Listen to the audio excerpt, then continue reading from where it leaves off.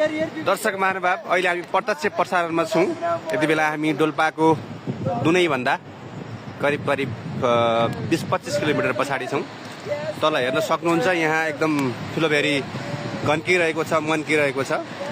हामीसँग हुनुहुन्छ हाम्रा सस्तावाला कबीर सिंह। त्यसपछि हामीसँग हुनुहुन्छ हाम्रा कुनवाला ठमेलवाला अजित सिंह।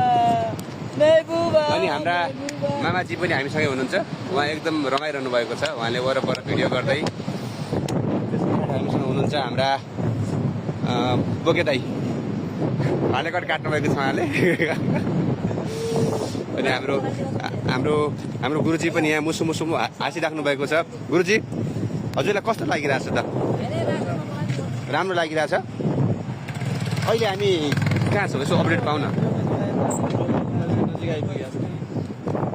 हजुरले यो दृश्यलाई, यो ठाउँलाई, यो समयलाई, यो परिवेशलाई कसरी व्याख्या गर्न चाहनुहुन्छ? 2 शब्द चाहनुहोस् हजुरबाट। भयो विपिन दाई, हजुरलाई कस्तो लागिरहेछ त? गाह्रै भयो। थाहा छैन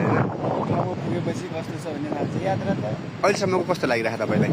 यात्रा त उतातिर त गाह्रै थियो, ठिकै भएको छ। नाइटमा चाहिँ लास्टै गाह्रो। मामाजी, दामी लागिरहेको छ, दामी। यो छोटो एन्सर भयो। मैले चाहिँ 5 मार्क्स सोधिरहेको छु कि अलि लामो एन्सर ट्याक्क डिस्क्राइब व्याख्या गरेर।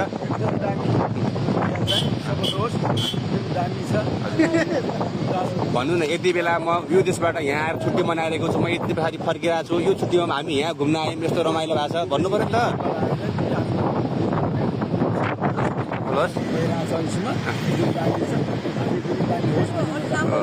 अलि पछि आउनुहोस्, पछाडितिर भेट्छ फेरि। हजुरले के भन्नुहुन्छ यति बेला?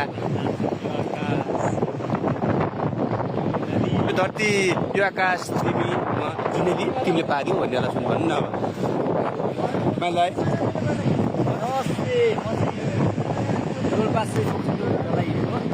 एकदम हाम्रो यात्रा एकदम